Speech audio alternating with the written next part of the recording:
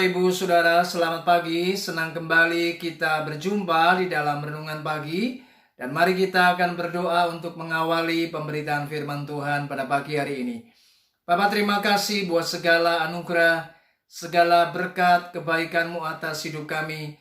Kami bersyukur Tuhan, kami boleh menikmati akan indahnya hari ini. Semua adalah bukti cinta kasih dan kesetiaan-Mu bagi kami. Bapak, pagi ini kami rindu mendengarkan akan firman-Mu. Mari Tuhan sampaikan apa yang menjadi kehendak-Mu bagi setiap kami, agar jalan-jalan hidup kami berjalan di jalan yang benar, berjalan di jalan yang tepat, sehingga kami hidup sesuai dengan apa yang menjadi kehendak-Mu, dan kami menyukakan hati-Mu ya Tuhan. Berkati hamba-Mu yang sampaikan firman-Mu, pengurapan Roh Kudus mengurapinya, dan kami semua siap mendengarkannya. Hanya di dalam berkat nama Yesus, kami sudah berdoa dan mengucap syukur. Mari yang diberkati dan siap dengar firman Tuhan, katakan bersama-sama. Amin. Shalom Bapak Ibu Saudara, puji Tuhan, selamat pagi.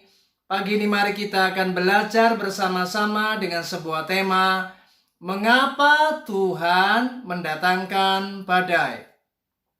Mari kita akan membaca di dalam kitab Yunus pasal yang pertama, ayat yang keempat. Demikianlah firman Tuhan. Tetapi Tuhan menurunkan angin ribut ke laut, lalu terjadilah badai besar sehingga kapal itu hampir-hampir terpukul hancur. Saudara, apa yang baru saja kita baca adalah sebuah kisah di mana pada zaman itu ada seorang nabi. Dia dipanggil, dipilih Tuhan untuk memberitakan firman Tuhan di sebuah kota yang bernama Niniwe. Nabi itu adalah Yunus. Namun karena keraguan dan ketakutannya, maka Yunus memutuskan untuk menghindar dan ia lari dari hadapan Tuhan. Kemudian Yunus berencana pergi ke sebuah kota yang bernama Tarsis, dan ia menumpang pada sebuah kapal. Alkitab dengan jelas berkata bagaimana ketika Yunus di dalam perjalanannya menuju kota Tarsis, maka Tuhan menurunkan angin ribut ke laut dan terjadilah badai besar yang akhirnya menghantam kapal sehingga hampir hancur. Saudara, apa yang terjadi pada Nabi Yunus? Ini menjadi sebuah pelajaran yang penting untuk kita bersama-sama merenungkannya. Bukankah apa yang terjadi pada Yunus itu juga terjadi dalam kehidupan setiap anak-anak Tuhan?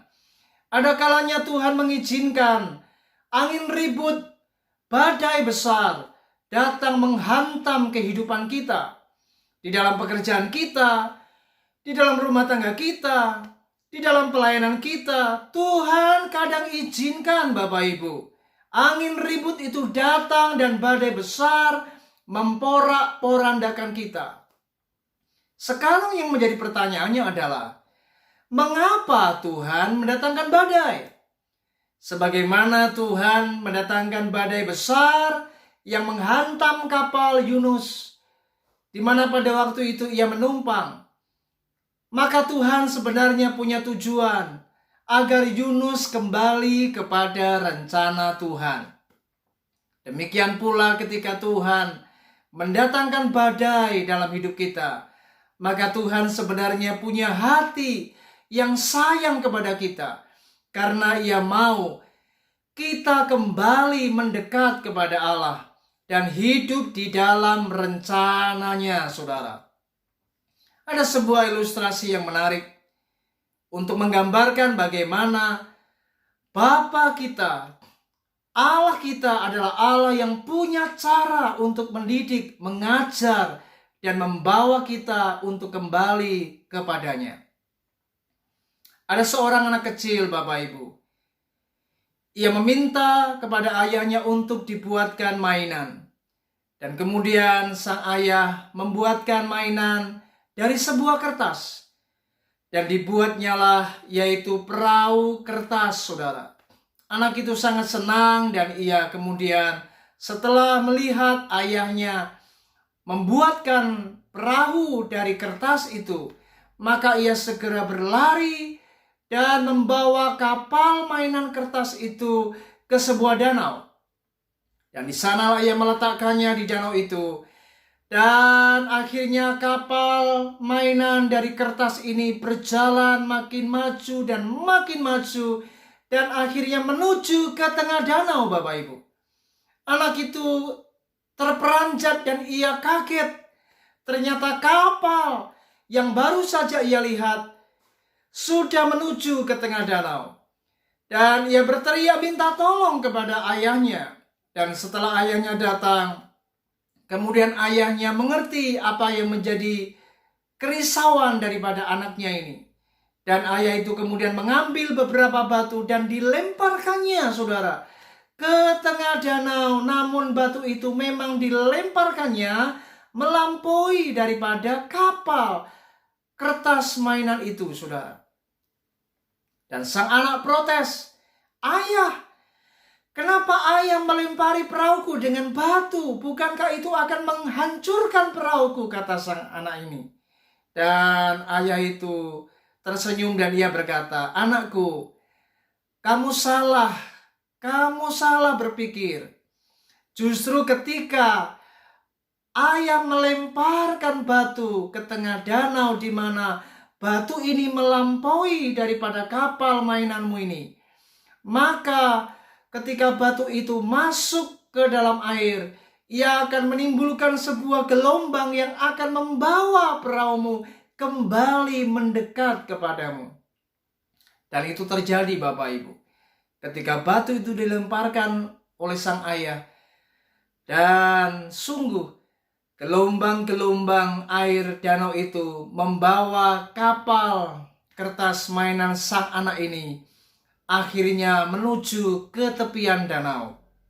Saudara, inilah yang terjadi. Bagaimana Tuhan juga melakukan hal yang sama kepada kita. Ketika Tuhan melemparkan tanda kutip batu-batu kepada hidup kita, artinya Tuhan mendatangkan badai menghantam kehidupan kita. Sebenarnya Tuhan mau agar kita kembali kepadanya, kembali mendekat kepada Allah, kembali di dalam rencana Allah.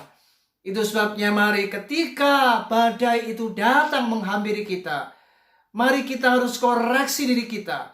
Apakah kita sudah jauh dari Tuhan? Apakah kita sudah hidup lari jauh dari hadirat Allah?